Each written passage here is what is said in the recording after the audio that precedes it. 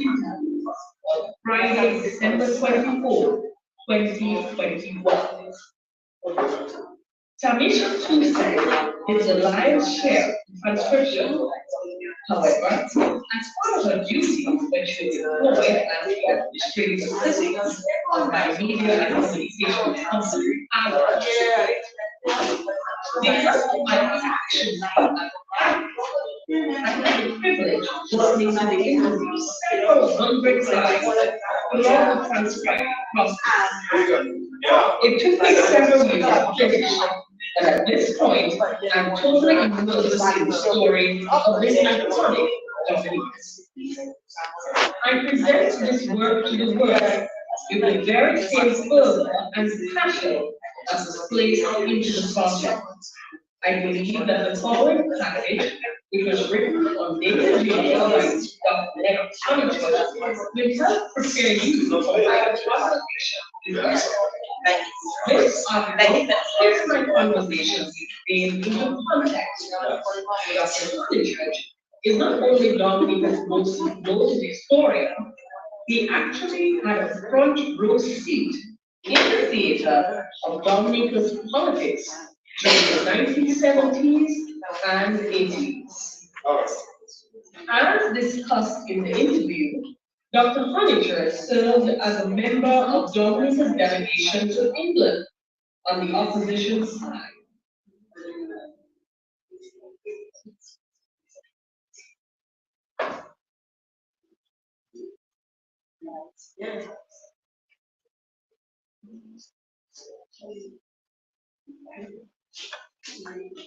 Is the sun working?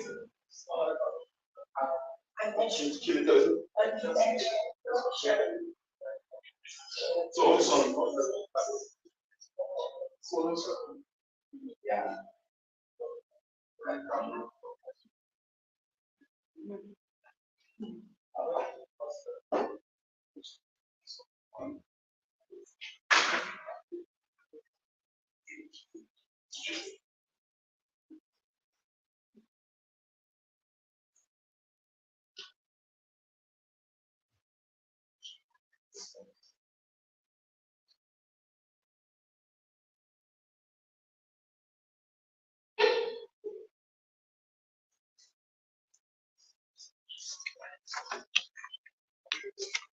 Okay, so you're ready. So you ready? Yeah. Welcome. That was your welcome here this afternoon for the book launch and signing of Dame Eugenia Unedited. This is presented by, I almost want to say the Honorable Alex Bruno, who is the author and presenter, I should say, because it is an interview. So we want to welcome every single one of you joining us here this afternoon. My name is J.L. Joseph, as most of you might know already, and in our presence here this afternoon, we have Mr. Brian Ito, who is the Dominica Freedom Party political leader. We have the president of the Bar Association of Dominica, Noelis Didier, and we also have, obviously, because we are in the wonderful University of the West Indies Open Campus. I know there's a special name for the Global Campus Dominica, and we have Dr. Kiwan Joseph, who's also present here with us. We have the media, DBS Radio, TDN, and those of you listening via radio, if you're listening on social media, welcome to this wonderful event. I had the pleasure of listening to the book, I should say, because I'm more of an audio person, so I got to listen to the book on Audible, so it is available on Amazon, Audible. You can get it in hard copy, paperback, whatever you wish, Kindle, however you choose to actually consume the book, you have it. So those of you who want to take a listen, I had the pleasure of listening to the Dame's voice and Alex.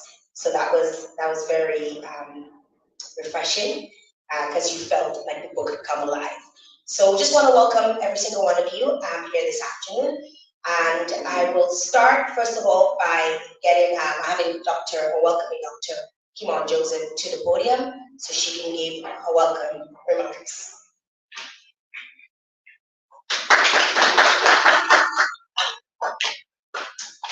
Good afternoon, everyone. I'm very happy to be here this afternoon and to welcome all of you to UWI Global Campus. We always are happy to see Alex and the wonderful achievements that he has had. I grew up listening to Alex on UL and just seeing how he has evolved through the wonderful gift of education. I'm an educator myself, and how he has embraced education and is living a different life, praise God, in a different way. And I applaud him for the work that he's doing, particularly in the area of research. And so this afternoon, he is launching his work, Eugenia, on editing. And so we are very proud of him. We have had several ventures before, and all of them have been very successful, and we continue to be proud of the work that he's doing. So I welcome all of you here, and I wish us the best for this event. Thank you. Thank you very much, Dr. Kimon Joseph, for this. At this time, I'd like to call Mr. Bernard Ito, who will give the collaborators remarks.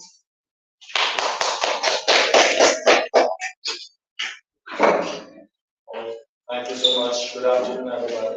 Good afternoon. It's short. Don't discriminate.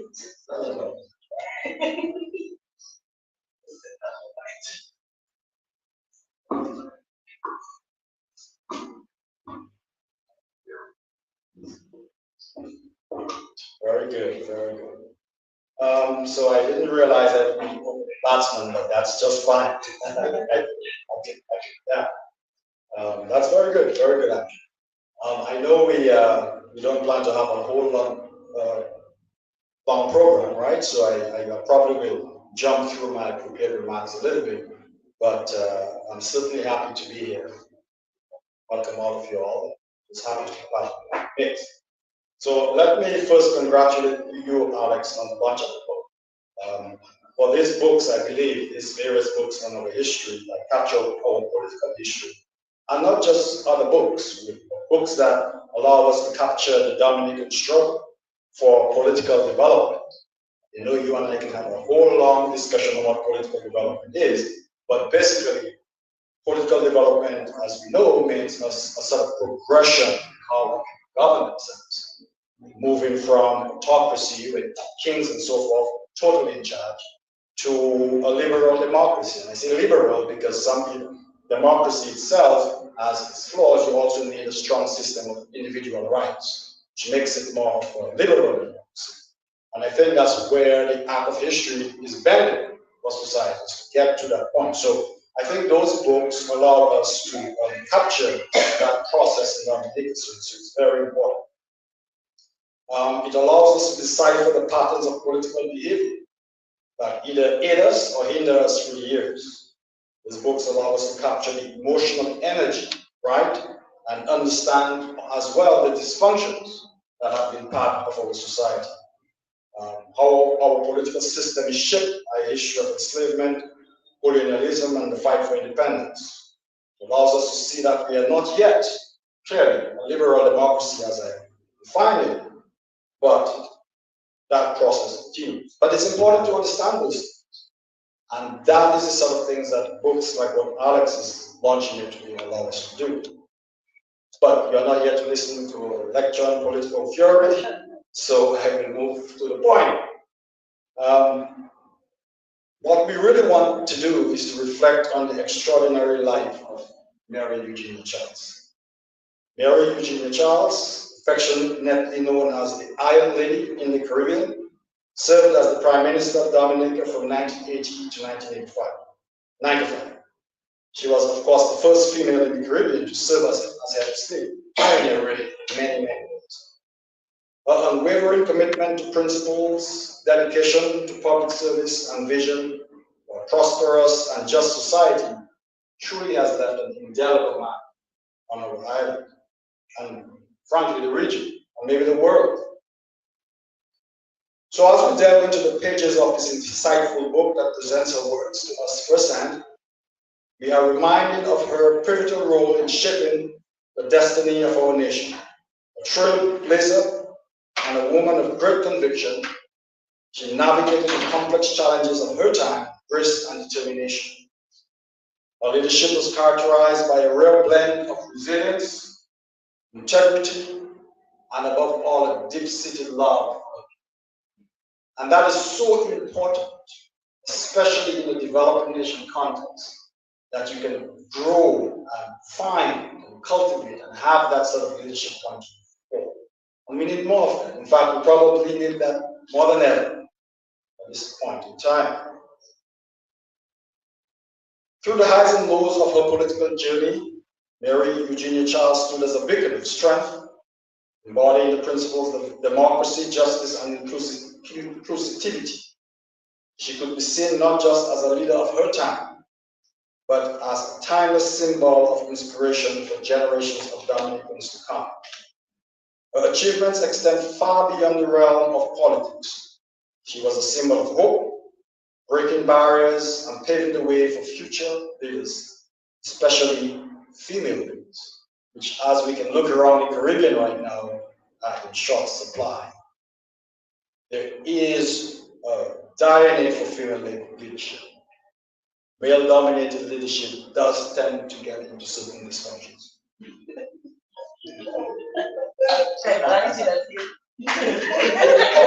We have to do the right things for the country, and that means getting a balance on how we view leadership, how we get things done. Through the highs and lows of, as I said, so Alex's book will serve really as a testament to Mary Eugenia Charles' enduring legacy, ensuring that her story is preserved for posterity. It is a narrative of triumph. And so, as we celebrate the launch of this book, let us reflect on the profound impact of Mary Eugenia Charles' legacy and recommit ourselves to the values she championed.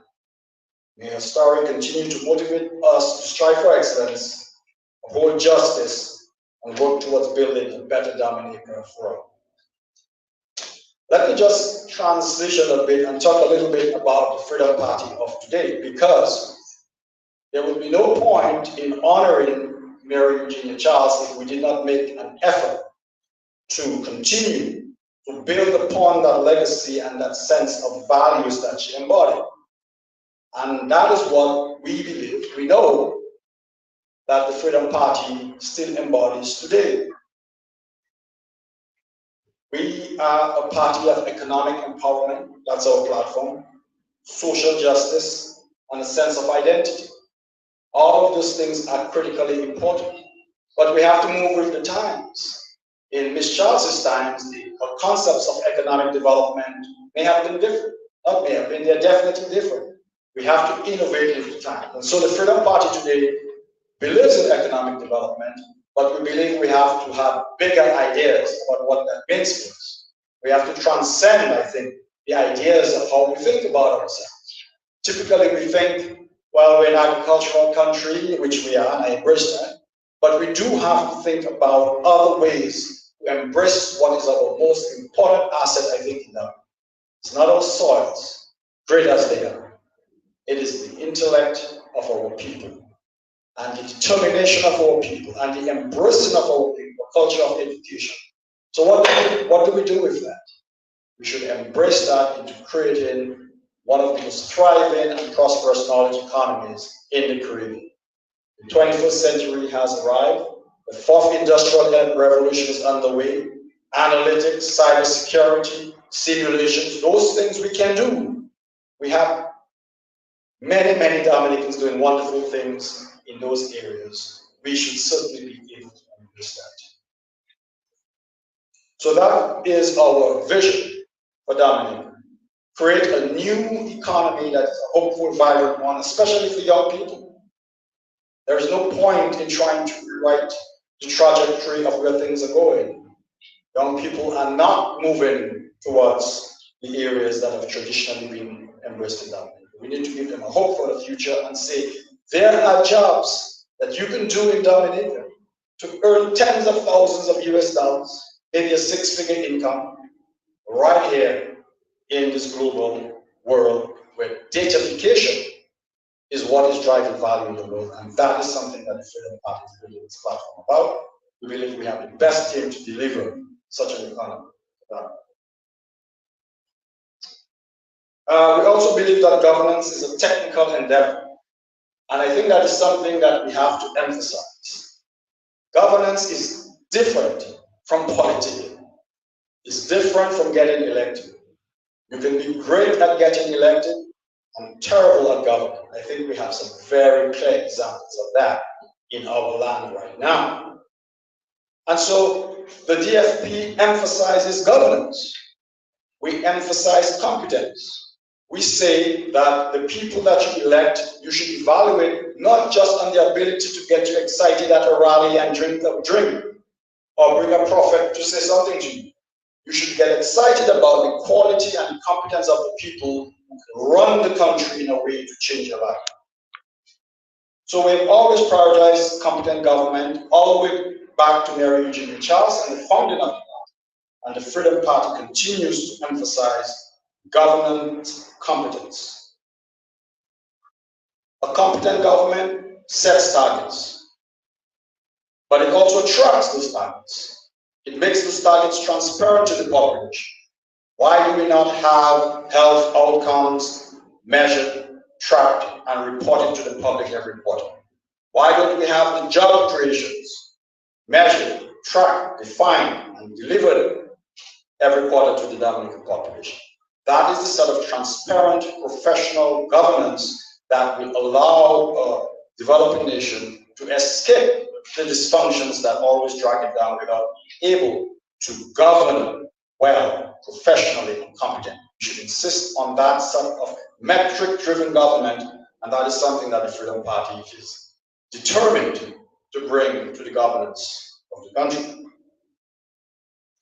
Finally, we believe in being a purposeful nation. Without knowing what it is that you're about, what is the point of it? What is the point of the Dominican nation? We will wander, we will be ruthless, we will not have that emotional fuel in our belly to get up and create this new economy. To get up and create a fair and just society. We need purpose. We have been through a lot as people of African descent, Afro-Caribbean descent in this country. That should inspire us to be and aspire to be something more in the world. We need to be a nation where we are doing it right, where people can look across the oceans and say, there is one place African Caribbean people are excelling. We're not just consuming technology, we're creating technology. We have fair systems, we have good justice, and at the same time, we are still Caribbean people who know how to have time and live a good life. And we do not intend to become the sort of corporate salt miners that many developing countries are falling into the trap of. But we can do it. That takes innovation, it takes creativity, it takes understanding of who we are, and we need to embrace that sort of emotional, creative reality of Afrocentric. So these are the three core ideas that inspire my party every day. As I said, we need to create a flourishing 21st century economy based on digital ideas. We need to establish competent governance, publicly published goals and results, and foster a true sense of self, which relates to this book today. We need to understand that the history is a tragedy. We do not teach history in our schools. Many young people have no idea who Mary Eugenia Charles is.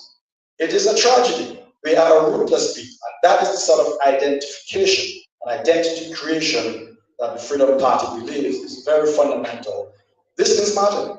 It's not just economics, social, cultural values. The sense of self is what really drives a country to greatness. And that's the final thing that I'll say about it. Thank you very much.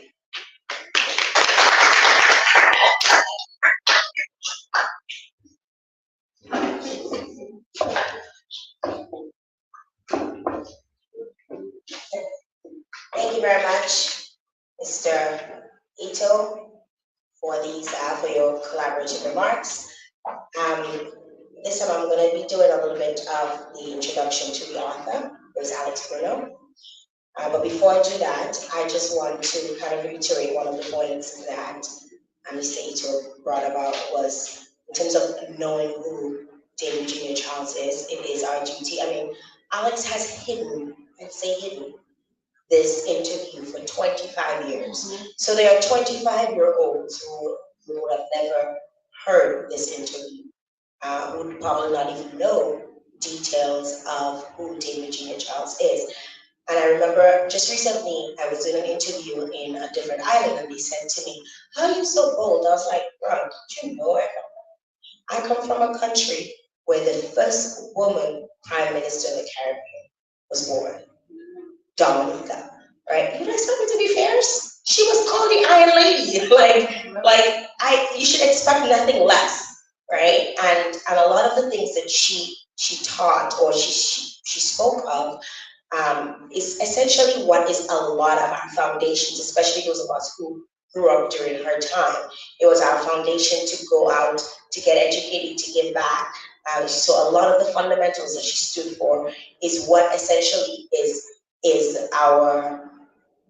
essentially what we were brought up under. And it's so important to have this information. I'm not a historian, but I believe that we constantly need to teach our children about leaders gone and what they did and how important it is, and to be able so they can see themselves, as Caribbean people.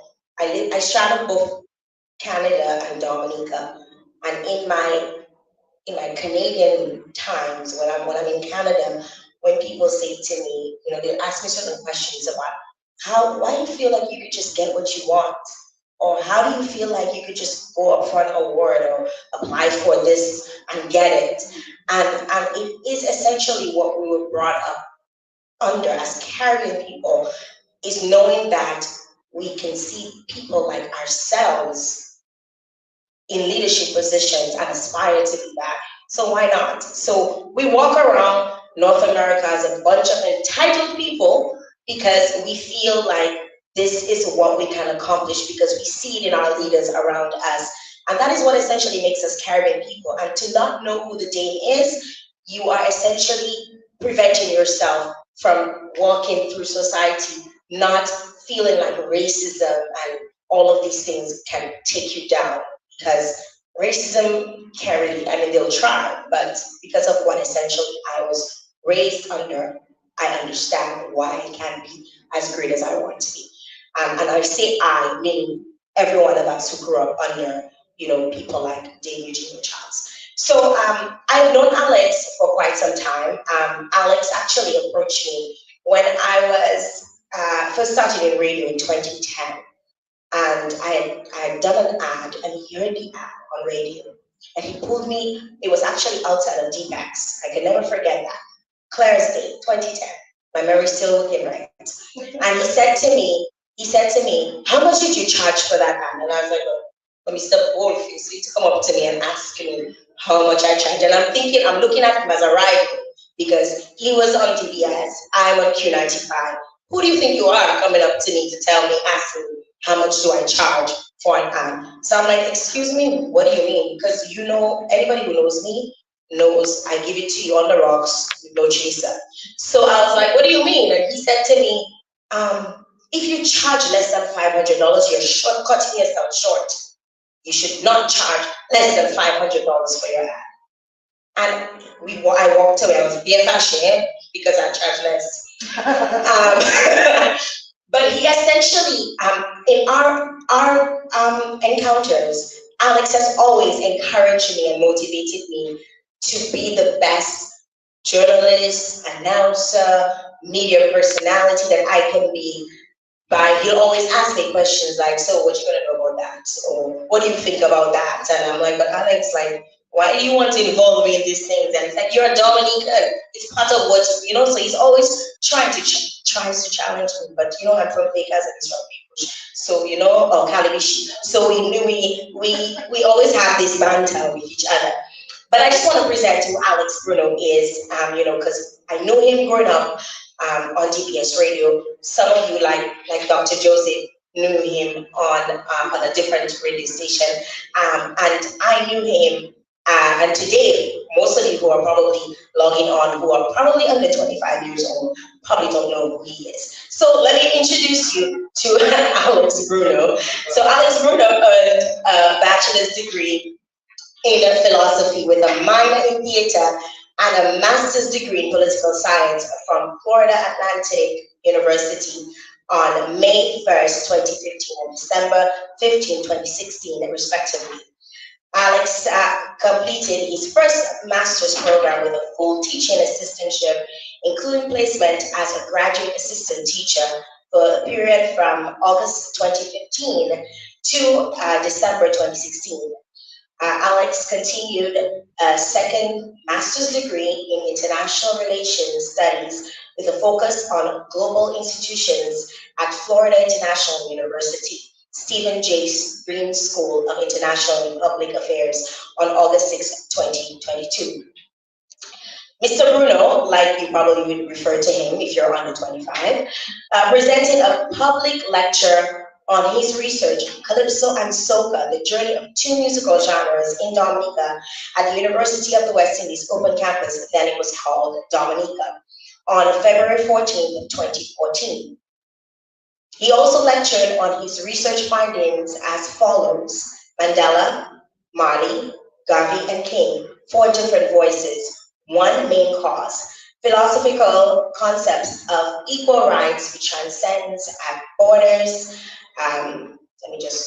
at the Florida Atlantic University in 2014, and the concept of the American dream, its epistemology and propensity for continuance as a metaphor for the unique American sovereign principle. Mr. Bruno also researched and presented a public lecture on the philosophy of liberty and heed to longevity, the Dominican centenarian perspective. This presentation was given at the University of the West Indies Dominica Open Campus on November 5th to the 7th, 2009. Professor, as some of you would probably know him as, and that's Professor Bruno, has presented at other seminars and conferences like the American Political Science Association, the Florida College System Student Government Association in 2016 and 2023, respectively. Mr. Bruno is a political science professor who serves as a faculty advisor for the Student Government Association and faculty sponsor for Palm Beach State College National Model United Nations Program. This is actually Mr. Alex Bruno's first book. Without further ado, I want to welcome Mr. Alex Bruno to give the author's remarks and presentation.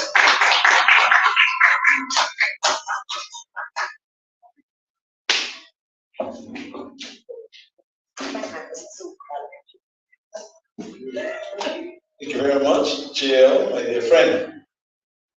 I'm very outspoken social public media personality and award-winning documentalist. Someone who I admire greatly and I have the utmost respect for. That's why I asked her to assist us today with presenting this event. Dr. Joseph, thank you for your courtesies. Always offer me an open door and for being here today to welcome the folks here. Thank you so much. Bernard Ito, the political leader of the Freedom Party. You know how I feel about you, my friend. We speak on many occasions about what we think we would like to see for our country.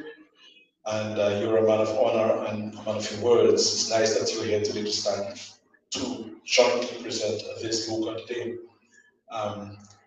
What can I say about you? You go way back and from home, Mr. Nine, Alvin Nine, and your wonderful mom. And you've always been pleasant, you've always been a sister, you've always been a friend. And even one time when I think somebody libeled me, you called me and said, you could make some money. And I said, yeah, no, it's but you remember that? We would have been millionaires today. To Carlos Charles, who is here as my friend. Also, I recognize him as the leader of Team Unity Dominica. Carlos, it's nice that you're here. Cecil Joseph, the general manager of DBS, it is good that you're here. You're covering this event live as a national broadcaster. We thank you for that. We also thank Sam of TDN Radio in the United States, representing Dominica in many, many ways, for covering this event and also for assisting in the production of the book. Had it not been for Sam, I'm not too sure whether we would have had a book today. Because after Sam saw the work and he had some thinking about it, he said, Alex, this needs to be presented, this needs to be published. So Sam pushed for it, and then Sam actually did all the work in publishing this book. And if anybody wants to publish, Sam is a good guy to speak with of TDN Radio. He'll publish a book for you at a very good rate as well. So I say thanks to all those officials who are here and to the other members of my audience who are here. It's good. Today's a very tricky little day. It's a Friday, the day before the KAISO semi-finals. This event was supposed to have been done on Wednesday at 6 o'clock in the evening. So the fact that we had to postpone for today, I'm going to be quite honest with you, is I came with some books, but not enough. So what I had was sold out people randomly. And I was expecting a shipment to arrive. I will be having it here before today. So that's why we postponed, so that I have some physical copies to offer to those of you who are here and others who will ask for it. So that's total transparency in terms of what we have been doing. But the point is, had we gone on Wednesday, Dr. Joseph, I'm not sure that we'll have had room here. But it's all good. We are live on media, and the world is going to go. Why did I write a book on Eugenia? One, I admired the lady as a leader. I was a member of the YFM, Young Freedom Movement. And again, for people who do not know, that was the advocacy arm of young people involved in the Freedom Party. I had not met the dame throughout my time as a YFM member. In fact, I could not even vote at the time, but I was one of the people leading the chair for the Freedom Party. I totally believe in the ideals of the Freedom Party, its principle and its philosophy. It's sort of moderate conservative ideals, center-right party that speaks to the empowerment of individual, not dependency on government per se, but government as a medium for getting things out. So my political ideology as a person is still very much in line with that, although I'm somewhat liberal, so I'm leaning more towards left. But the Freedom Party was it for me and continues to be a very exciting political brand. The leader of the Freedom Party, former first leader, Eugenia, was a conservative, an unapologetic conservative. She was part of the neo-conservative movement, Ronald Reagan, and of course Margaret Thatcher. And there was a great moment captured in this book when there was an intervention in Grenada, military intervention. Some people call it revolution. I think it was of sorts. And national or local Caribbean governments had to invite the Americans to come in to try to fix the problem in Grenada. Eugenia handled this in this book. One of the longest responses to the question was that Grenada matter. She spoke, at length about it. So I remember her, I admired her as one of the leaders, as a member of the YFM. I didn't quite know her then. I never really got to meet her before I interviewed her in person in 1999. And she had some sort of ideology, she had some political philosophy, and she did some things that everybody wasn't always happy with. But at the end of the day, who is happy with everybody all the time anyway? What we should do as Dominicans is to study, to observe, to document, and to speak truth to power, as they say, about the individuals. There have been leaders of America and other places who, after their passing, we continue to learn about them. Leaders who were racist, leaders who had all sorts of therefore, but we still learn about their work. Why not learn about our former prime ministers, especially when they were great? Now, not every political person in Dominica will accept that Eugenia was great, but she was a good person. Her political ideology was different from many. But she did her work. She had her ideals, her flaws, and her strengths. And I think she played up to her strengths, and she tried to underplay her weaknesses. Her weakness was her political opponents. She didn't really take any reason. So one of the things that she said to me in the book is that if she, and Cecily can give a witness to that, we did an interview this book came about because of an interview for 100 Great Dominicans, a program that we had at DBS many years ago. And she was one of the people that we were going to be speaking to, one of the 100 Dominicans who we felt were great. We also felt Patrick John was great. And we interviewed Patrick, would have had this program, and when we went to the day, I was doing the interview, and she allowed the interview, and then at the end of the interview, she had a little moment, she reflected, and she said, "Oh, my interview with you is along with Patrick John's name." So I said, "But David just gave me the interview." "Yes, but if Patrick is great, I am not great." So she told me in no uncertain term, unapologetically, that she didn't want her interview on the bench. She didn't want to identify Patrick's greatness. That's the Eugenia, 100%. But she said other things as well. And her political opponents may say, well, she's so unforgiving.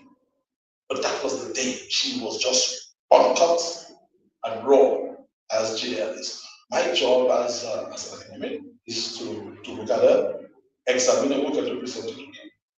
Because we cannot always hold political grudge. If we hold political grudges, how are we going to grow as citizens? So that is the genesis of the book. The book came out of this interview that was not going to be here anymore. I have had this interview holding for 25 years, made sure I cleared up the matters, but blessings from the national broadcaster, spoke recessing about it, I wrote about it. The matters of claims and rights, all of that was kind of a spoke out in terms of my understanding, and we decided to launch the book. The book has been published and has been out there. We have sold many copies of the book already. So we're only doing this as a formality in Dominica to begin a mid-year launch. And then from here we go on to other states and cities and countries. The next stop from here is going to be New Jersey, somewhere in March, and then we're going to go to Orlando, then on to Texas. So we have a booking, a whole series of events booked to take the book around. But we could not take a book of Eugenia out if we did not come to Dominica first. And also have a collaboration from the Freedom Party. Because if you are going to speak about the day, you should speak about that. So to me, they are half of one and six of those, and six of the other. Half a dozen of one and six of the other. The Freedom Party does not exist without a day. So it is good and very magnanimous on Freedom Party's part to be here to understand the wisdom in terms of the discussion that we're going to be having today. I would like to tell you about the contents of the book. I don't think I will, because I would prefer if you purchase it. The book, as JL says, is available in many different formats, in the ebook, the audio book, the paperback, the hardcover. Just get a copy, read the book, listen to the book while you're reading. It will make some sense. I know my friend Cecil Joseph, who belongs to another political ideology from the day, will read it and will understand and appreciate. But he's a man of he tries to analyze and he goes beyond himself sometimes to get information. Some again may not like him for the reason why they don't like him, but I cannot not like Cecil. We have knuckles, but that's the maturity that's lacking in the system, where we as political opponents do not get to appreciate people for who they are and the views that they hold. And if we're going to mature as a country, we're going to have to be able to sit and talk, especially at this 11th power of our democracy, where one incumbent group seems to enjoy the power. We have to find a way how to unseat this group. As an individual, we can, as a group, we should. Again, Cecil might give me a little smile and smirk, but Cecil is doing the job that I'm supposed to do as an academic. At the end of the day, we all exchange ideas and exchange. So this book, I think, is a gift to the world, not from me, from the Dame, because the Dame is the one who wrote this book. It pretty much is a transcription from everything that was said in every word uttered by the Dame is transcribed here. What we did was to present an introduction by Dr. Honeychurch, and I thank him for that. He had done some work prior, and I approached him, asked him whether he would allow me to use it. He says yes. Gordon Henderson did the preface to the book, so I thank Gordon as well. And there is an analysis in terms of what I would think Dame Eugenia's legacy was. I define, as per the book, what a legacy is. And in short, it's like something that you would have done that cannot really be undone, that will just in perpetuity and would have changed the lives of many people. And I kind of identified a number of things that would lead towards Dame's legacy. And one of the things I alluded to today was the coalition government of 2020. That cannot not be said about her when it comes to a legacy movement, because she was the one who played a major part in creating a power structure at the time she felt it was necessary to remedy a political situation. And some people blame the Dame, even today, saying that she's the one who has us in the situation that we are in without understanding the situation that we are in. It evolved from what the Dame had kind of worked with. And now it's a new kind of thing. Cecil can tell us a bit more about that. He understands the power. And Bernard made a point earlier about power and politics being different. And he's right. We play politics, but when it comes to power, it's something else. And we now must understand how to play the power game. Because you have to be able to beat the people in power by the game. And the way you beat them is not like trying to blow them out of this world. It's by trying to outsmart them, out-strategize them, get more people to like you. But when you're hating on their people, how are their people going to like you?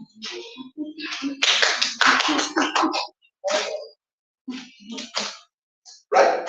So I think, and Cecil would agree, and anybody here would agree, that political divide would have been closer. The honorable Prime Minister now on the Labour Party does not have to be enjoying so many seats in the House. But they are, because I think the game had not been played well. The game of power. And then when you get power, you must govern. So Bernard, you have politics, you have this game called power, and then you have authority. You have to rule. So there are different concepts along the way that you must understand. And if you could say anything about the party, you understand the concepts. And they do it well. They use science and right strategies. And again, Bernard said that power is one thing, but how you govern the power is another thing. So you cannot force people in power for wanting to keep power. That's what politicians do. You do not have power and surrender power because you vex, or you're upset, or you're disappointed. You hold on to what you have and you try to get more. But somehow I think these are the areas we need to speak about. How we now try to stop the incumbency for continuing to reign. And that is where the science comes in. It's like calypso. People know where the calypso season, right? And all the calypso students are now strategizing. Fellas are holding back songs, changing songs, seeing what they can come up with. But the king dropped something called nasty business. The other, calypso is going to say, but we need to rival that in the second round. So people are now juxtaposing. I was at a camp meeting up until midnight at night. Because it is public notice and knowledge that I work with trilogy. Thinking about who is going to drop and play cat and mouse. That's politics. So it is not hating on someone or saying someone or trying something to say about that person every time. That is the approach. You need to take support from them. How do you take support from them? How do you get Cecil Joseph to support the UWP? Almost impossible. But it doesn't begin by cursing Cecil and calling him names. Does it, Cecil? No. Certainly not. How do you get Blue to support Labour? We have a hand. You didn't give her a hand? She did that. No. Not in that. There is a debate over a hand now. Who says she got that? Get that? You didn't get her. That's unfortunate. That's unfortunate. I would say by show of hands, let me see all those people hand here. For fear that all hands will stay down. But you guys, you can joke around and I'm talking about what Bruce would do. There was a time when people believed that I wasn't interested in politics and I wanted to get involved in electoral office. I still knows that I'm not interested in politics. I'm interested in academia. I want to write books. This is the first series of books we're going to write. The next one is Patrick John. And then I think we're going to go with, we're going to go with Theo LeBlanc and then we have Lucy and Pierre together in one book. So every leader gets a book, and the final book in the series, that is going to span 10 years, will be the present, the current Prime Minister, the Honorable Prime Minister, Mr. So we hope somebody takes on from where I am. And I hope the Prime Minister says gives me an interview, grants me an interview, because I want to have his perspective as well when we're writing about it. So that is my intention. I want to write books, I want to get involved, and I want to help us to work together to plan a better future for our country. Finally, also I saw you walking. Thank you for being here, my dear friend. One of my political mentors when I was a member of the YFM, and also you continue to maintain the strain that you got from the day. Because back in the day, also watched you, Franklin Moses, were the guys who molded the YFM. And I think the year 1984 was single most powerful year in politics in the Caribbean. I think the Freedom Party was stronger than, I mean, it was really a powerful party. But that has taken a little bit of a new dimension. I said the other day that the reddest red people in Dominica now come from green. Right? Yeah. Well, we're going to have a challenge. We're going to have a little sit-down session, and we're expected to do that. But I believe, well, among the reddest red, came from the red, then into green. Came from the red, then went to green, and then come back red. Okay, that could be something, yeah, because it was red before. Yeah, it sounds plausible because it was red before in 1955 in the Labour Party. The only that was very well. So from you, so Cecil is right. Give him his dues. But Cecil, even though they came from red first and went to green, but those who came from green are very red right now. And you have to understand how to greenize the reds. It takes a lot of money. It takes a lot of money. It might be greenerized. But it wasn't unnecessary. So this book provokes this. Then Eugenia talks about the things that she would have done and what she would have done. So I want to end my little presentation here, just to say thanks again to all those of you who are here today, those of you who are listening, and particularly to the University of the West Indies. Came on and thanks. And I can never pay you back for what you have offered me. I give my good regards to the good doctors and several. Everything that you've done. I think Jill will invite us to have a little sit because she will tell us what's going on with the leaders. So thanks again, guys, and I'm looking forward to questions.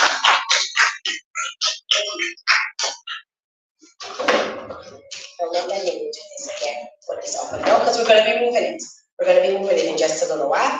Okay, so at this time we're going to be having a discussion. So I want to invite a few people who will be part of the panel. So Noelle's, I always want to call you DJ Night, but it's Night DJ. I don't know why.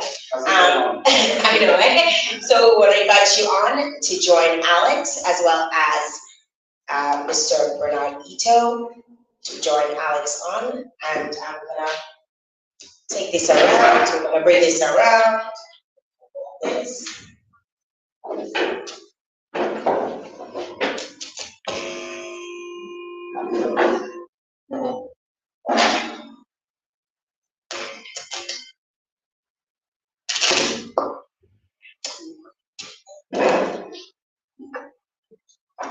All right, so we're gonna have a little discussion, and there's a lot. Alex said a lot.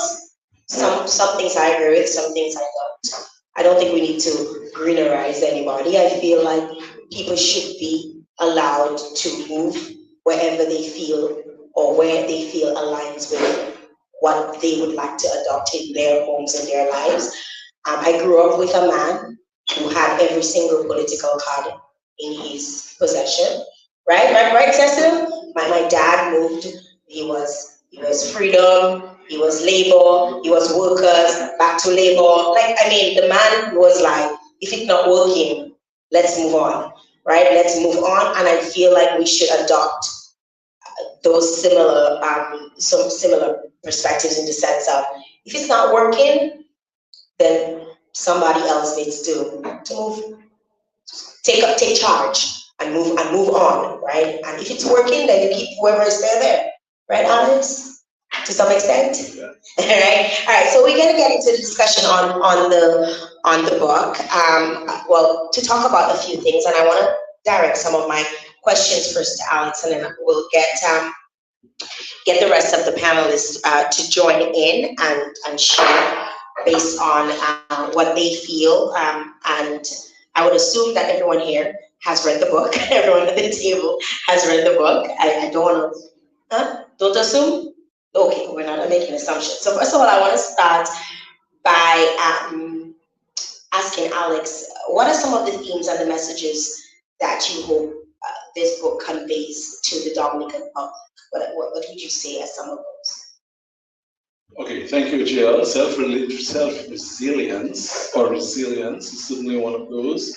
Autonomy is another. Independence, not just as nationals, but as a nation, but as individuals. The Kudme mentality, where one helps the other.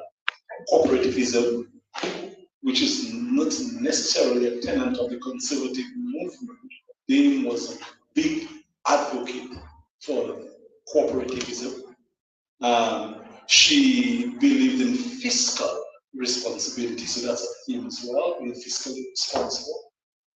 And she also believes in decorum, doing things well, doing things right, doing it once, and this thing called protocol. She was a great respect, as well as a theme again to see in terms of the respect for authority and the fact that preparedness is another theme that's well taught.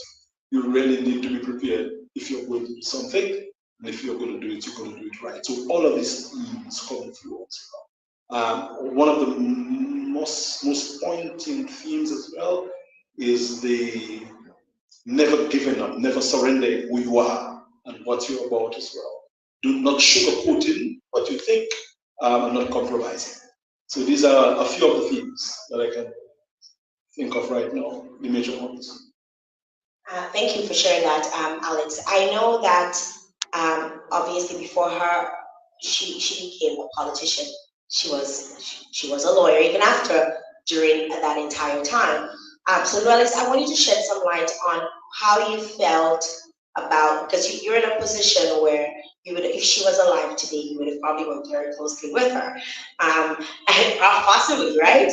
Can you shed some light on how you feel about what are your feelings on the James legacy as an attorney at law, and also as someone that you probably would have worked with if she was alive today?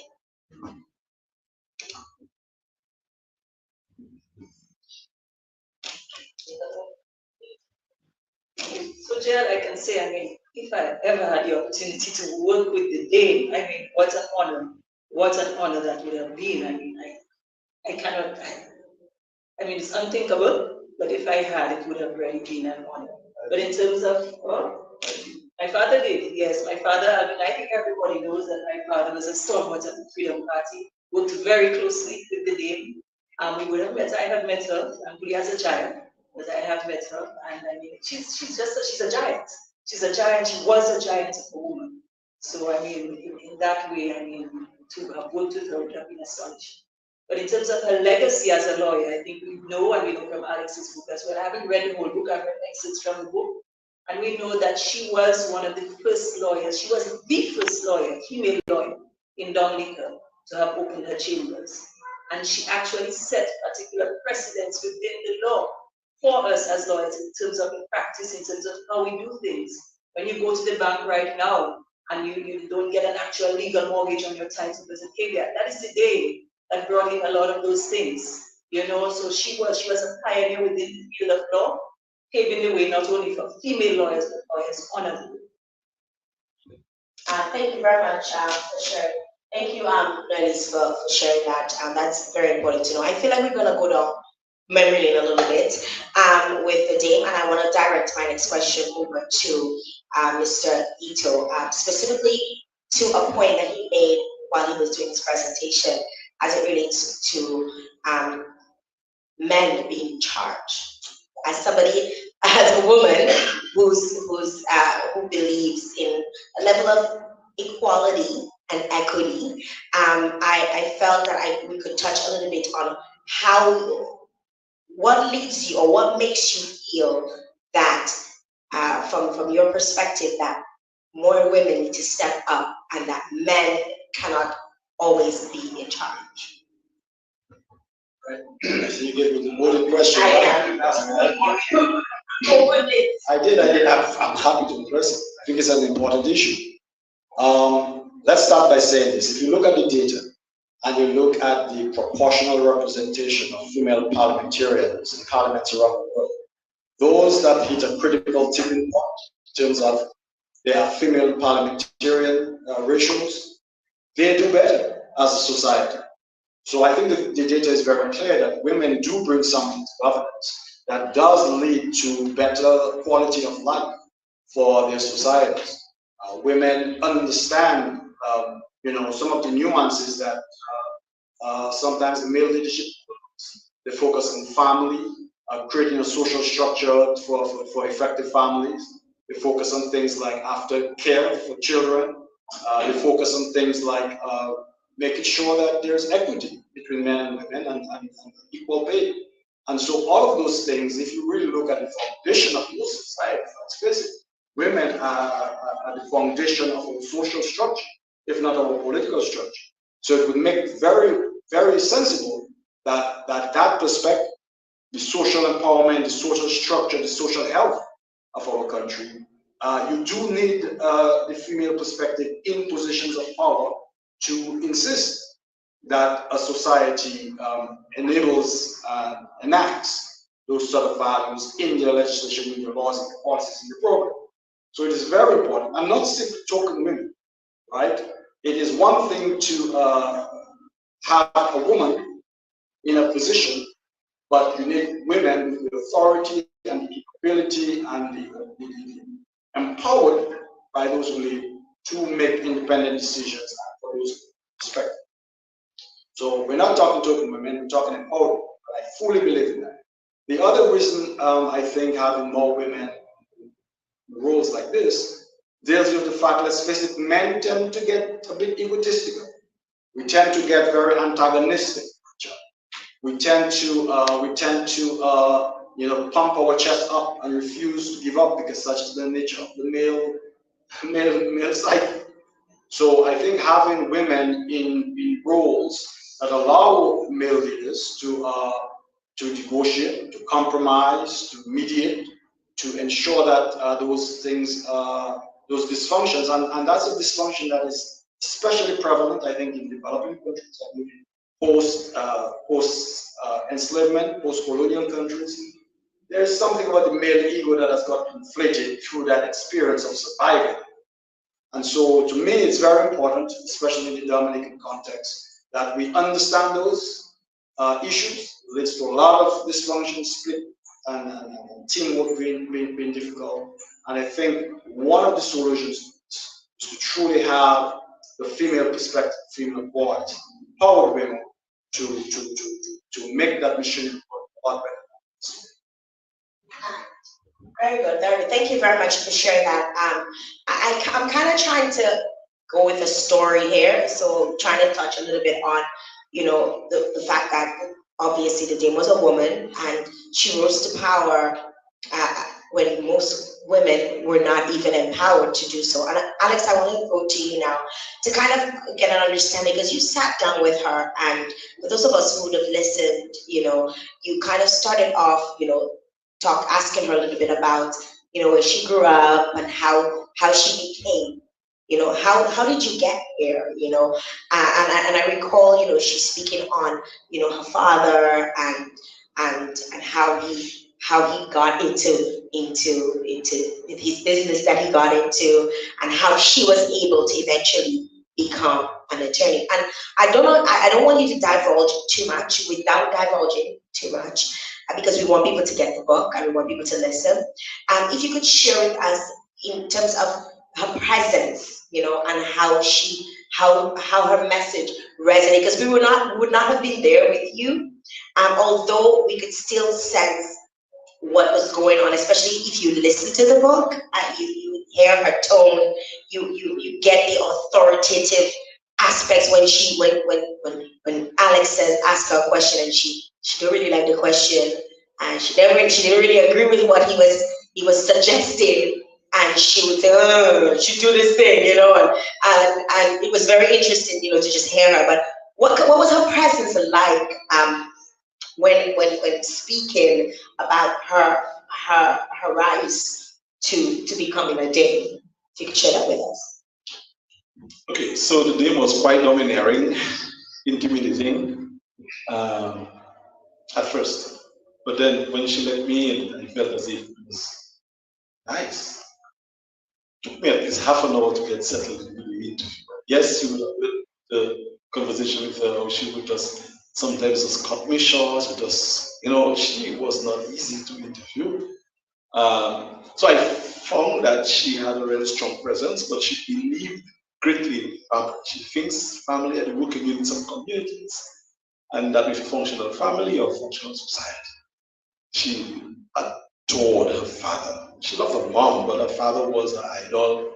I guess that speaks to her rigidity. She feels as if she was not just a woman. She wasn't a feminist, but she understood that her work helped the cause. So I cannot say that she was a feminist, but she knew that feminism benefited from her work. She never considered herself as maybe to wear a skirt or in that stereotypical view. And I think a lot of it came through not just the huskiness of her voice, but the authority of her voice. So in terms of the aura and the presence in the room, it is one that I've not felt speaking to anybody else. It is certainly the most significant thing I have done, and probably will ever do. Because you do not get so close to someone who has created history in many respects. The first client she told me was a man who I think was taken to court by a lady for child support, and she won the case for the man, and she was very proud about it. I asked her about the men, the yes men in her cabinet. It was said that she had a lot of balls-less yes men, and she denied that. She said no. Everybody had an idea, and our party met every Tuesday, just in cabinet, and everybody had a view, and I listened to the one where we agreed to disagree. So she discussed all of these things, and the most fascinating, I asked the dame, when did she become a millionaire? She said, I've never been a millionaire. And I believed when she told me that, because I always was told that she was a millionaire.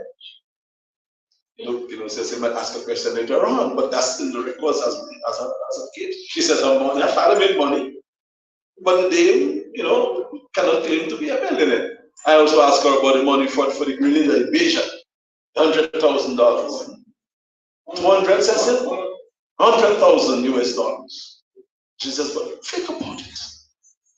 If I had gotten $100,000 personally, everybody would know. It would have sunk the bank back then. So she says it's totally untrue based on the allegations made, and she gave explanation why it's not so. So I just found the dame. I as an interviewer, believed her, although I pushed back on a few things, and the record will show that I did. So that's what I capture from her. That's the most I can say without you listening to the book or you reading through the text of the book. Thank you very much for sharing that.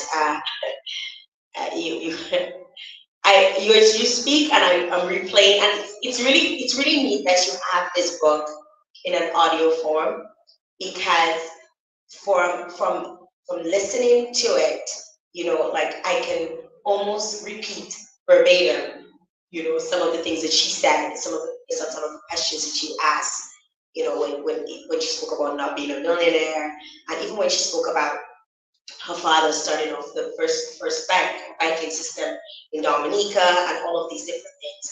But it was just very, very clear, like I can almost hear her, and I didn't really know her personally, so kudos to you for putting this together.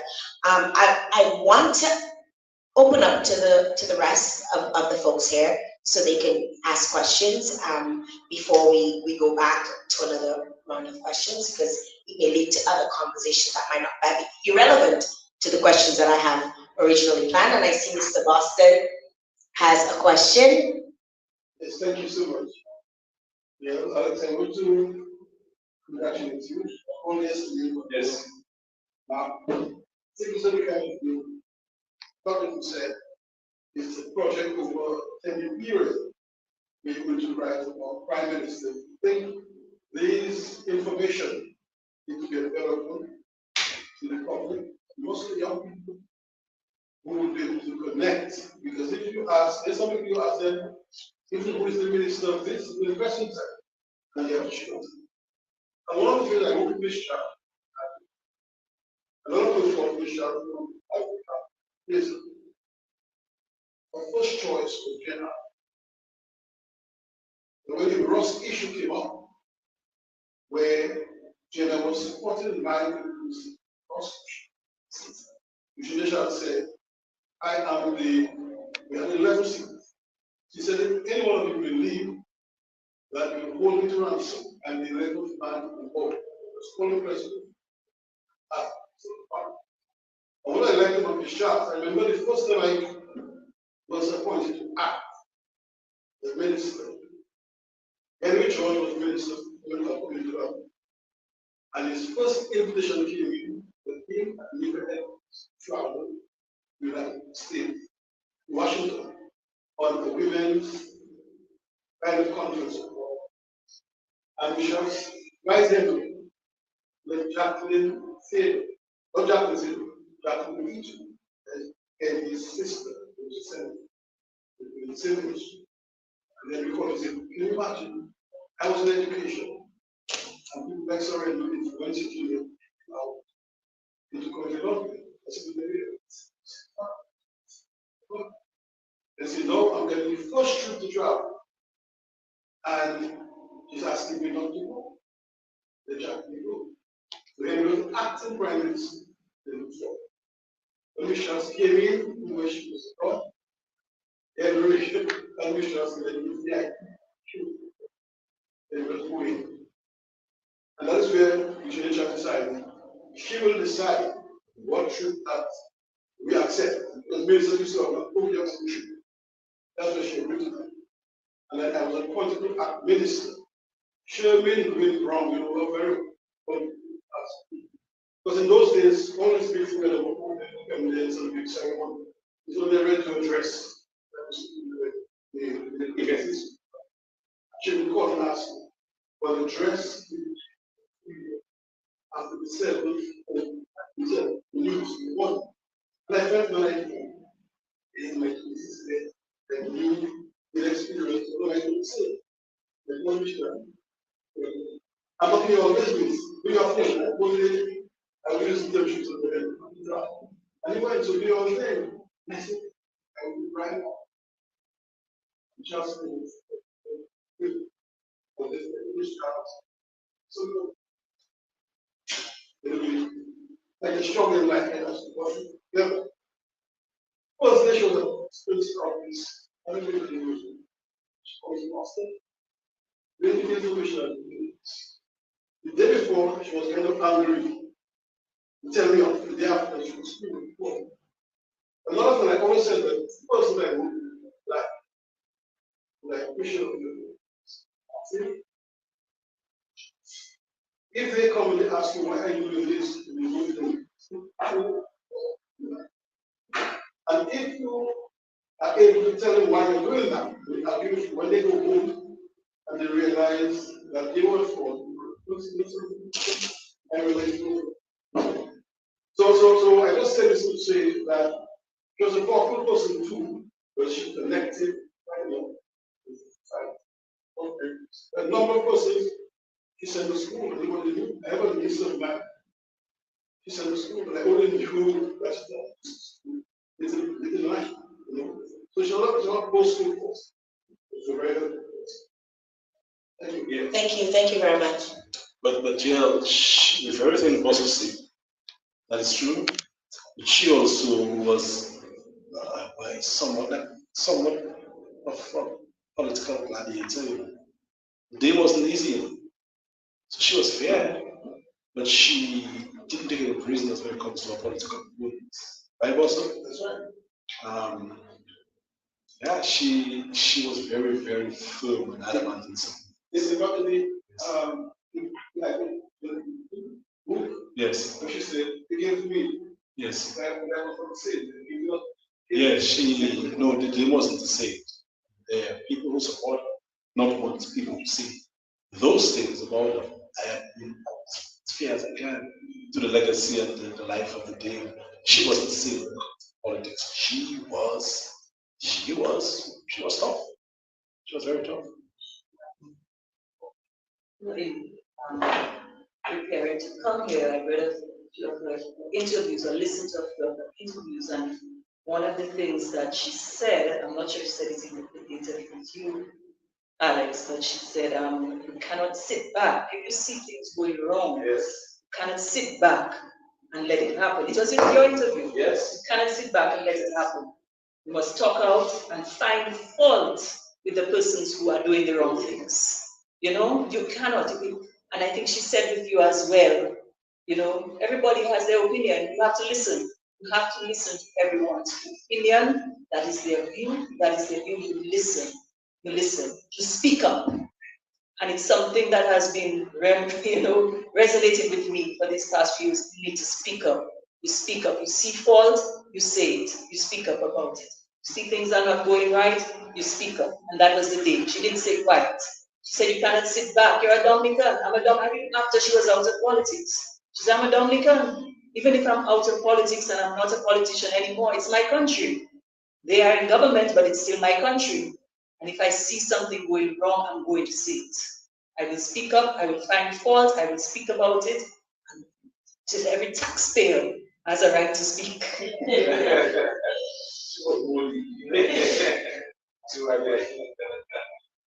It's interesting that you mentioned that, and ladies, the fact that she said, you have, well, I was listening to this, my son overheard, and he's asking me, is that where you got that from? And honestly, I did not,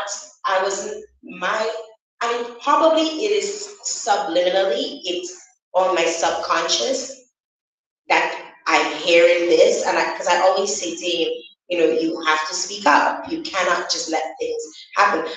Even his views, our views on religion, how we see things, I'm like, you have to respect people's opinions. Let people have their opinions, you respect it. And from that, you just learn, but you can choose your own path. Nobody's forcing you to choose their path. They're letting you know their opinions, and it's up to you to determine whether you're going to align yourself with their opinions or not, right? And I feel as Dominicans, it is our right to choose whatever path that we want. But a lot of times when we choose a certain path that is not favored or is not the popular choice, you find yourself in a situation of victimization. Right, and I know of countless people, because let me tell you, as somebody who's heavily on social media, people probably think I am in politics because they email, they message me, they DM me, they want this, they want to help with this, they've had this situation, and I sometimes have to remind them, like I'm just there, I'm not a power. I'm not, I unfortunately, if I can, I normally give people numbers or tell people go to this person, but I cannot help you with these things. And I've never had interest in politics whatsoever, right? I want to know, but I don't want to be involved in it. And you find that a lot of times people will find people that they think they trust to confide in them because they fear that they may be victimized. And I probably want to take this question to, yes, go ahead. Yes, go give him a mic, give him a mic. Yes. Alex, I know that you trying to portray like try to confront us and that when I'm older than me. Yeah, everyone. You know so.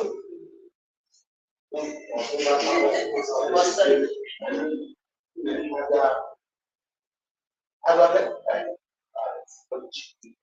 For response in reference to the students that want to study and arrival on why.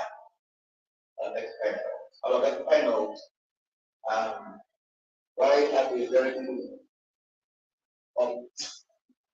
after knowing what Mary is doing in Unedited, that she not support more shop of teacher ever. That's why she was important to go here. Also, the fact that she was the WCS at the time chairperson, she's important on the radar to not the British who sort of came up, but the United States. I sense of political ideology, and I would like to find out whether or not you are spiritual of my reference to people within a party, by those who are strong, like Mr. Henry,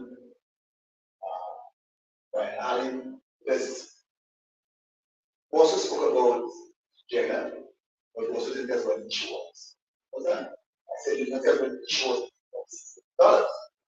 We was university. And why Eugenia Charles felt a bit fact that it doesn't know who were the supporters of the other party. And she felt that Ross University the $6 million of a whole. People have focused on that. All of that to find out what students have been discussed outside of that.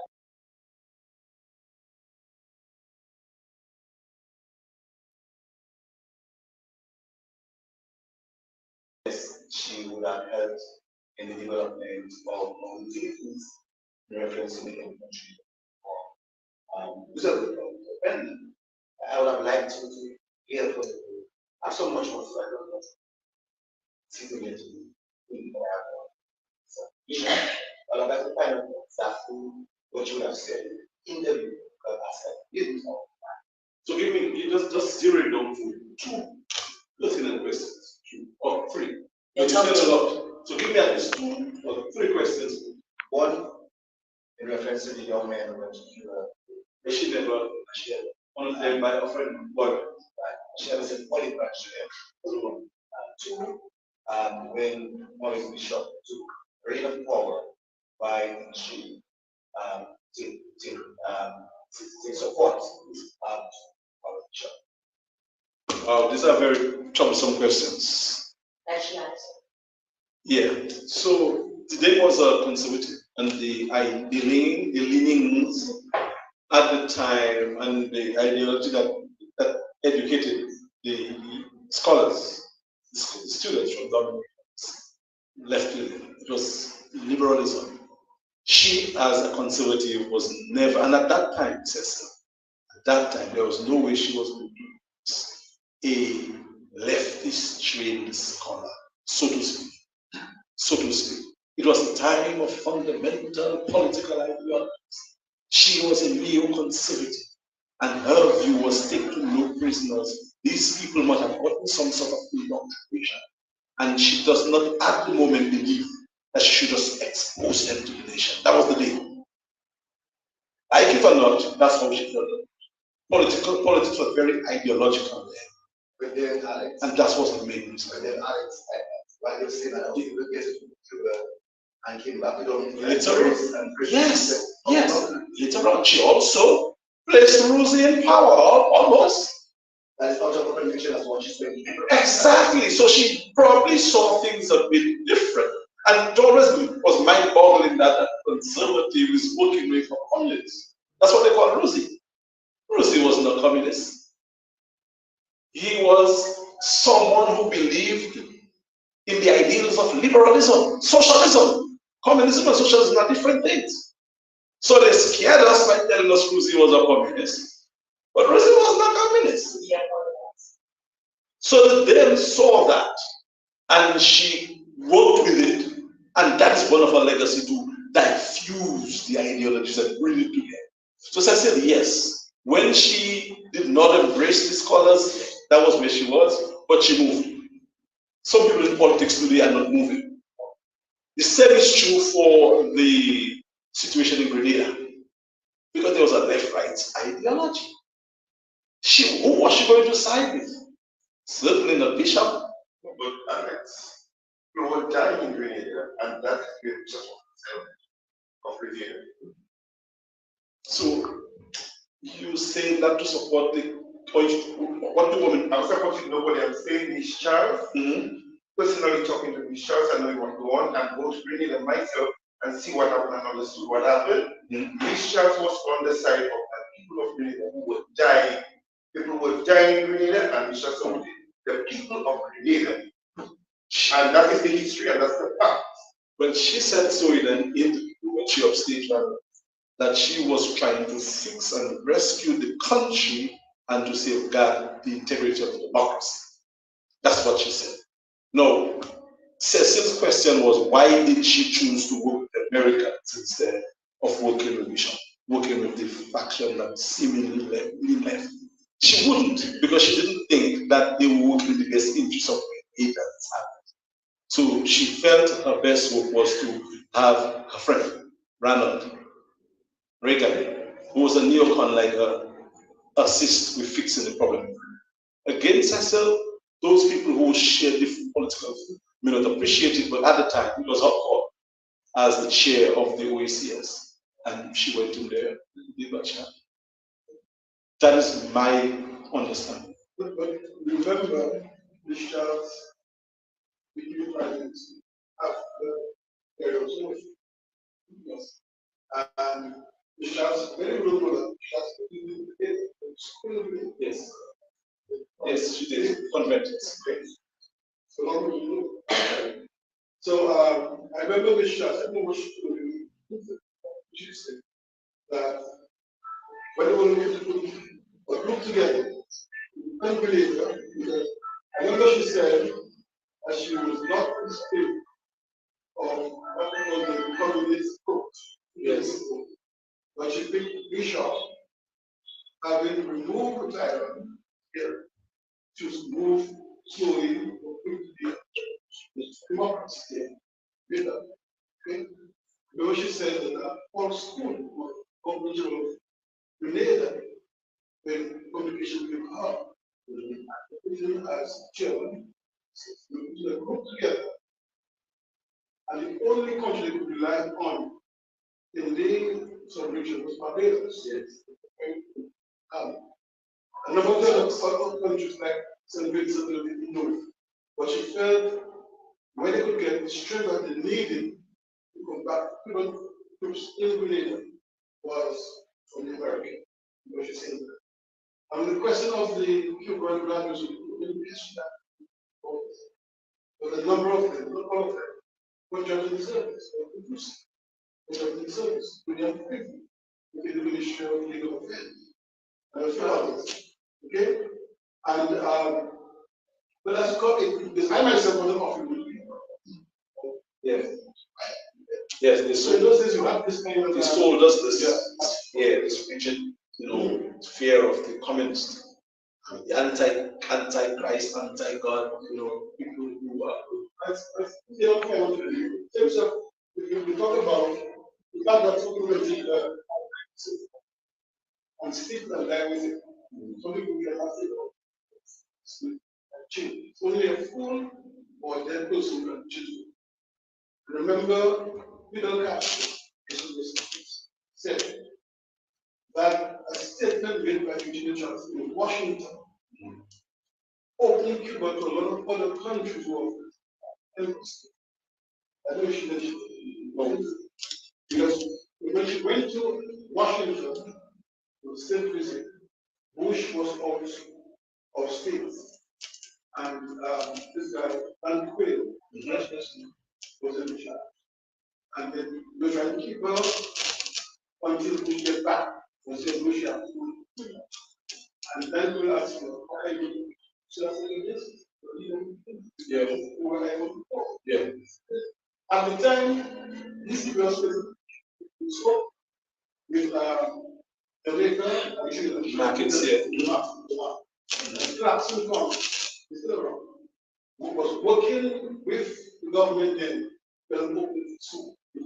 That's what she would still that statement as to say offerings for countries to so sometimes you damage something, but as I said earlier, that was and I like the point you make about people mind.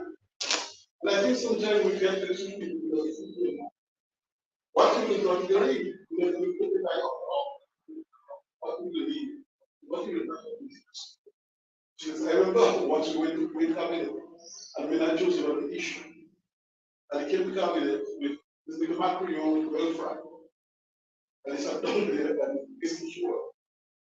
Eugenia sat down there writing, looking at cabinet, and then went up. So what you said, you finished, I'm going to something.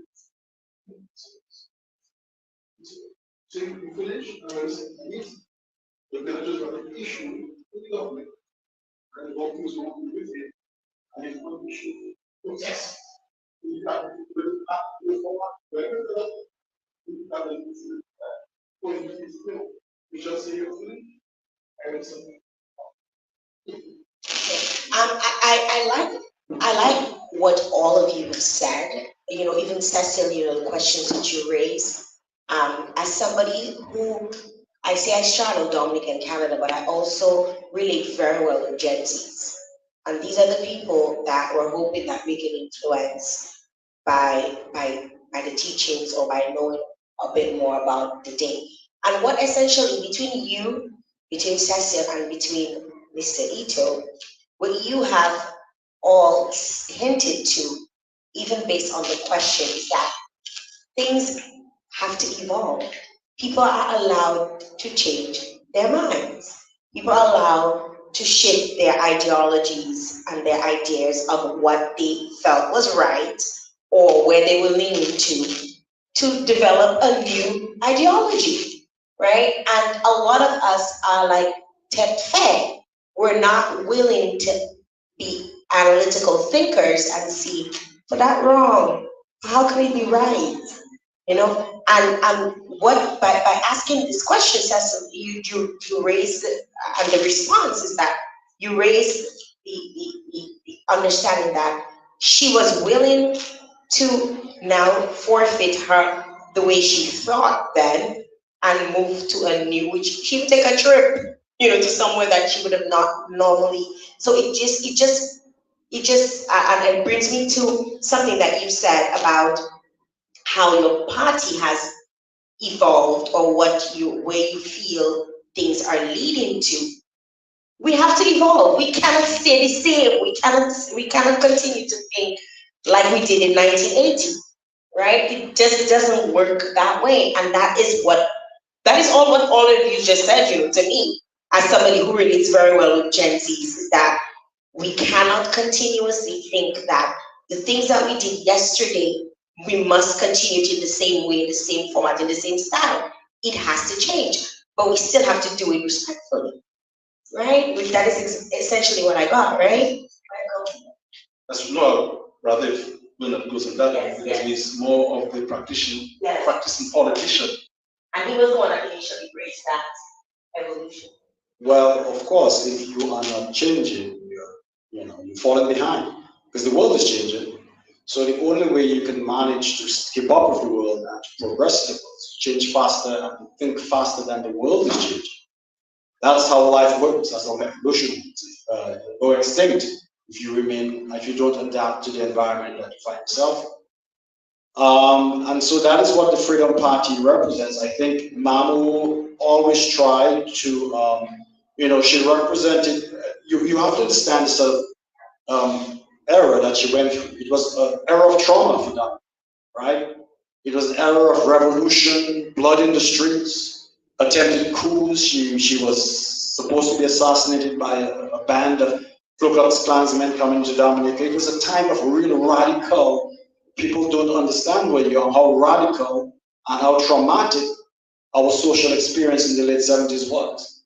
And so coming out of that experience, Mama was not going to embrace or tolerate any aspect of that again. She was looking for stability, she was looking for continuity, she was looking to bring an era of peace and tranquility to a very turbulent time. And she succeeded. In my mind, the 1980s was some of the most stable times of Dominica's political history. And so she managed to do that. Now, I'm not saying, in my mind, to some extent, she did sacrifice some elements of progress to assume and to get stability. She did that trade-off. I don't believe she was creative and innovative enough in her approach to the economy. She certainly could have been more of an Early blood type in terms of cultural aspirations of the people. So she did sacrifice some elements of that to show stability, but we have to understand that seemed to her, and I think to most Dominicans at the time, stability and proper governance and movement away from the chaos that moved in was the most important aspect, and I think she did it brilliant. She was very, very, very concerned about that. I remember as late as 1988, 89, I was at that time the leader of the National Youth Council, and we were talking about youth empowerment and those things that we wanted to get done. And I remember distinctly Mama calling my father and saying, talk to that boy about those radical ideas that he has. Because even as late as the last 80s, she was not interested in any sort of discussion of progressive movements. She had gone through a certain trauma that was not going to go easy. That's the way it was. But again, things have changed. I think the Freedom Party of today is certainly more left than it was in Mama's days. I think most of the new leadership, I think we're progressive in our economic outlook. We are certainly less conservative in our social outlook. I think there are certain laws and certain things in Dominica that need to be changed. Certain things that are outdated. And so yes, we have to change, we have to evolve. We always have to embrace the realities. But I don't think that's happening in Dominica, to be honest. Especially in our political arena. We are not changing fast enough. We are still highly partisan. It's like a football club.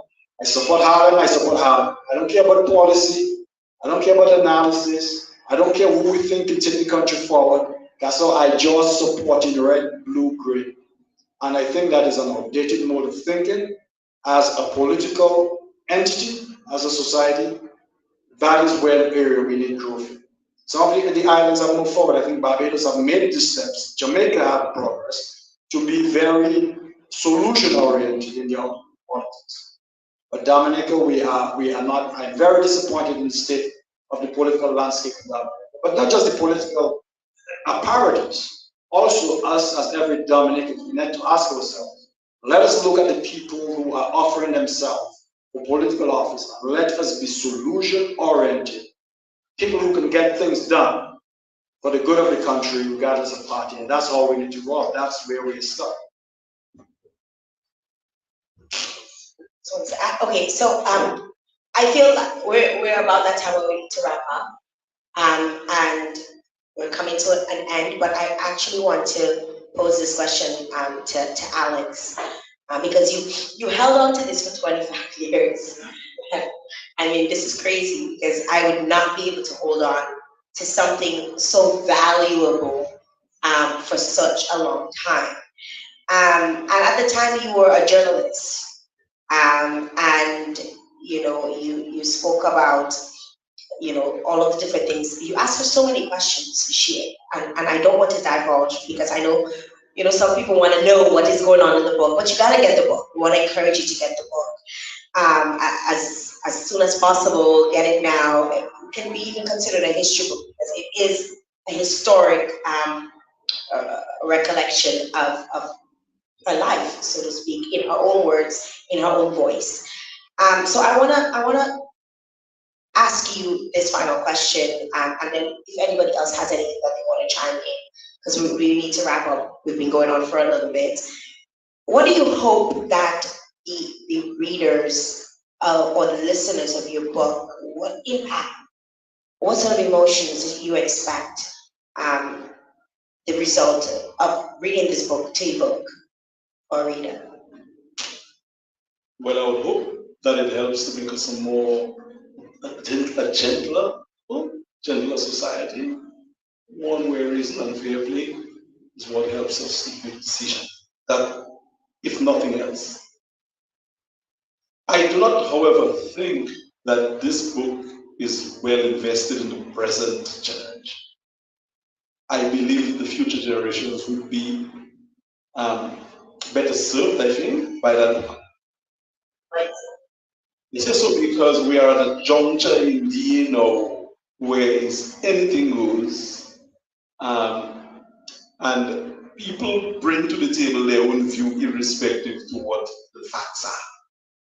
So this will change in time, but not as quickly as I expect the children to embrace this book as something that can help, that can teach. So I see future generations, I see scholars, I see researchers, politicians and others benefited more from this book than anybody else at this time. I would hope that more students, the younger people you spoke about who really knew nothing of the demon of the freedom party, when it was established in 1968, what it stood for. The leader is now saying that the party has moved a little bit from right to what, left of center, probably thereabout, which is where the Labour Party was in the process. Where is the Labour Party now? Is the Labour Party really the party in office now? What is the ideology of the leader of the government of now? Is it still what Labour's ideology was, or is it a new sort of populist arrangement? So these are the questions I hope that this book helps us answer, and the conversation that we ask. And as Bruno said a while ago, we should be willing to surrender certain things to understand that we must progress. We cannot hold back to the things that we believe in and expect to make progress. If by holding to them we cannot move forward. So it's a conversation that I hope this book will have us have. I do not really believe that it's going to be as appreciated now, but maybe in the next decade or so or more, this book might become very meaningful to someone somewhere who wishes to research the politics. Thank you. I want to give to Louise so she can have her final words on the book, on this presentation here this afternoon. I wanted to say something, Cecily, just with regard to the questions that you raised and the answers that Alex gave, that basically her decisions were based on political ideology. And everything you read of the Grenadian Revolution, it's there, it's evident. She acted based on what she believed was right at the time, politically. Or the people of Grenada, yes, but based on her ideology. For me, the better question, or the answer, I think, in my mind, that affects me and affects me the most is, was her decision self-serving? Was it for her personal benefit that she made those decisions? Every decision that she made, was there a personal benefit to it? And there might have been some decisions that were, with regard to those major things there, was there a personal benefit for her there? And if the answer is no, there was not. And the reason for her making those decisions were because of her ideology, because of politics, because she thought it was the right thing for the country at the time then. So be it. We may disagree with her. And it is, as she said, as she keeps saying all the time, you may disagree. You're entitled to do that. You're entitled to disagree and to not agree with me and to have your own point of view as to what you think is right, no problem.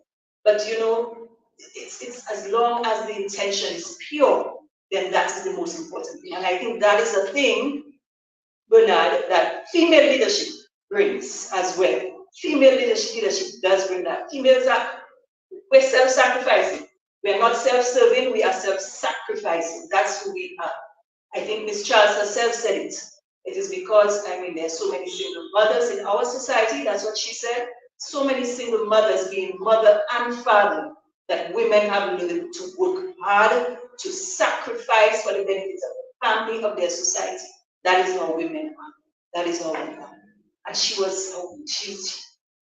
women are like that. A female leader is like that, and a female leader, I think I heard in the house, I think last year, some persons, they say they aim to be the next Mambo. Some say, well, I'm already the next Mambo, I'm here already. I think I would say to that that's impossible. That's impossible, Jaya. I mean, she was one of a kind. She was one of a kind, not for this lifetime, she was one of a kind for eternity. There's nobody else. And if I could be so bold as to suppose what she would say in response to that, and to anybody who say, well, I am the next Mambo, she would say, no, don't even try. Not because I was so great, but because you need to forge your own path. As an independent woman, as a strong woman, forge your own path. Certainly, you can try to emulate some traits from persons that you admire, including yourself, including her, but forge your own path, create your own destiny. You decide with your own creativity, your own intelligence, what is the best way to go, be the best version of yourself.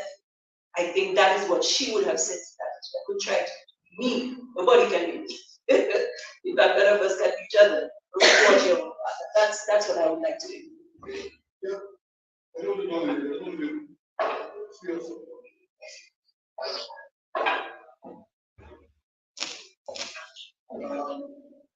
Certainly, we're not saying right? It's hard. All of us are, also. But when you look for somebody who really give herself the country, so it's and Michelle did not tell you yes and no guy. She wanted to help you. I remember, and you can ask my listen, Michelle, you never give your scholarship to my children. So, you stretch their awareness of the disability. Just make them offer your scholarship. If you want something, you want to ask them. I could always just assume you want something. She said, I'm not the private. I'll give you an example. I went to a meeting as in those days in the youth. There was a meeting in St. Kitts of the, the Caribbean business. They invited us to meeting. The Prime Minister of St. Kitts was there, and usually you wait for the Governor General in their case, before you start the meeting. So everybody they're waiting. When Bishop, but they waiting Bishop, and when Bishop came, and one people, if we give a chance, ticket for us. And then the Governor came in, the press staff, the chief the agenda, he said, Mr. Secretary General, I am not coming here as the yes, and that discuss issues. So all what you send me on the agenda, I'm going to discuss. Anything that comes late, I'm not discussing. I have not discussed it. You know, and she was, and I told you, very close, very familiar. You know, when they came on the water of the she said democracy there is very full. The first one is politics, the way which was. He said we want to carry on secretariat, all there. There's no way to stop the president, all there. And she got the other heads to support her. And when Desmond realized that the secretary was sitting there, he invited her to a meeting, and she said, I'm not going there for peace. Well, anyway, as a guy, the organization is very quick. And there was pictures of them after the meeting, they want to each other. We got a bit slack, and so I said how she really conducted herself. We should not believe that she and I would support Alex 100%. And read the book, I think it's important for us to have books for all leaders. Because every leader in the contribution is not. We disagree with the areas that the individuals live up to, but generally, everybody who came into politics came with good intention, and we get a little messy in the going around. But generally, they came with good intention. I think that is wrong. We focus on many others. You know, Clinton was president, invite the CARICOM heads to visit Washington. And he said the gentleman, he just said, I'm not going to all I do in Washington State, one is and and this was bananas. And the bananas don't come there, they're not coming. And he had to put bananas there for her to come. They wanted to put it there. So she was a very powerful leader. Well, the Bible was chairman of the Republican Party in the US in Austin. I think Eugenia is such a powerful person to be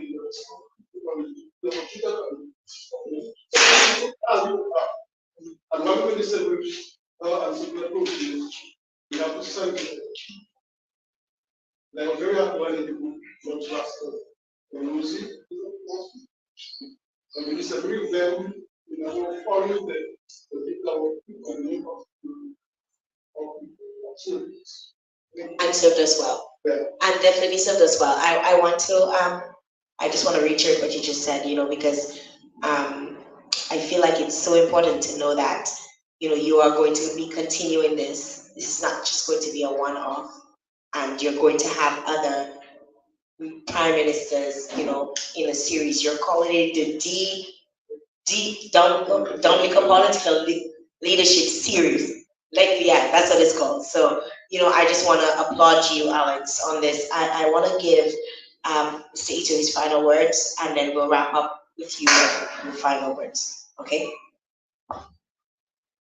Thank you. So I'll just say this as we close.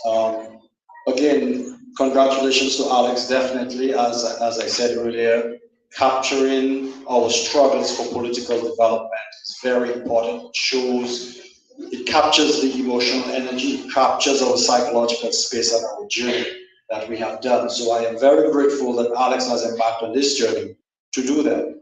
I think we are at a point, though, in Dominica's history where that journey has been going on to some level of political maturity. In my mind, we've taken a huge step backwards from that trajectory that we were on from the days of Mama. I think we've gone way off that progression. I think we've taken a big step back. Our social progress in terms of our maturity, analysis of issues, and just being better citizens to elect better governments and to be more policy driven has definitely taken a step back. But I think that this era, though, this wild diversion has forced us to ask ourselves very, very strong questions: who we are as a people, what is truly the soul of Dominica, where does the soul of Dominica lie, and are there enough good Dominicans that believe in the soul of Dominica and are willing to fight for it? And I believe the answer is yes. The answer is yes. There are many, many people who are willing to fight for what we believe the soul of Dominica truly is. And I think that's where this moment in history is. And this is a pivotal time for us. We should embrace it. We shouldn't despair. We should say, this moment has come out of this persecution in my mind, and it is forcing us to create a sort of transformational moment in Dominica's political history. So let us embrace it. Let us embrace this transformational moment that's in front of us, because I think if we saw the dilemmas that has kept us back politically, we can truly make this sort of economic and social progress we were always destined to make. Good, smart people with a good heart. We need to get back on track. So let's seize the moment, I say. And books like Alex and Dr. Andres a day ago, they give us the context for that. So let's seize the moment and let's transform our country. Thank you. And finally, the final say I leave to Alex. But before Alex has the final word, just want to say thank you very much to Dominica Broadcasting Station, DBS, for carrying this event live. TDN was also present. Thank you very much. And to all those of you who came out and supported the launching of this book, and to those of you who will continue to support, don't forget you can purchase it on Amazon. It's available. If you have a box, I know Dominica's all over, you have a box. Yeah, you can order it, ship it straight to your box, and you can have it in Dominica, or you can listen to it like I did on Audible. You can get it on your Kindle, download it to your Kindle if you so choose, and it's available. I encourage you to let your children read it, because let me tell you, they're actually Gen Z Alpha. That's what they're called, right? And I deal with them. I live with one. They're not easy. They are destined to make up their own minds about whatever they believe in. They're going to make, and if we don't empower them with the right tools, they will choose probably paths that we're not going to be happy about, because they're very set in their ways. They have, let me tell you, my son, I know what I'm talking about. So I encourage you to let your kids read this book, so that they have knowledge, because knowledge is power, and they can actually make right decisions based on that. Final words I leave to Alex. Thank you again to Noelis, the president of the Bar Association, and also to the Mr. Bernard Ito, the leader of the Dominica Freedom Party. Oh, you also, okay, all right. So thank you as well for being here. We truly appreciate you for making, we have books on sale. The FedEx box just arrived with books on sale. And Alex, great time with Alex, great time. And Alex is going to give his final words. Thank you so much. Yes, as I said before, we postponed because of this moment. And we have a team of guys who work with us. One of them is Eddie Severin, one of the most reliable guys that I've worked with. And you cannot get redder than Eddie. And you know where my politics is. And Eddie and I were like that. So what I'm saying is that we should be able to find ways to work and to rely on each other, because we do this to the benefit of our country. Let me, at the end, say thanks to my college and my provost, the Palm Beach State College, and Provost Dr. Joyner, for supporting me with my international travels and for allowing me the good graces to get the time to travel, because I would have expected to be in the classroom as we speak. Yes, I am. Thank you very much. That's what he said, you know. He says, Professor Bruno, you are so let's go. But I wanted to put it on record to thank the institution and to let the college know that I am represented in this conference, therefore, conferences, and I'm eternally grateful for that. And to you, JL, to you, my brother, who that is amazing stuff, and to everyone who's here. What I'm going to do, I will not give physical copies free, but I will give the ebook, not the ebook, the audiobook. Everyone who's here today is going to get a free audiobook. Yes, so all I'll need is your email address, and I will, between now and soon, have either Sam or myself email you a copy, a code that will give you that book. I think it's available for as long as you wish. And if you wish to also have a physical copy, that's fine. If you don't want to purchase a copy, it's okay. But I love to have. It's going to be $50 today, 50 today. It's $29 normally online. So it'd be nice if you get a copy from me today. But certainly, do not leave, guys. Everyone here, I need your email address. You will each get a free copy of the audio. Compliments people who have. Thank you again, guys. It was a pleasure having you. Let's do a little bit.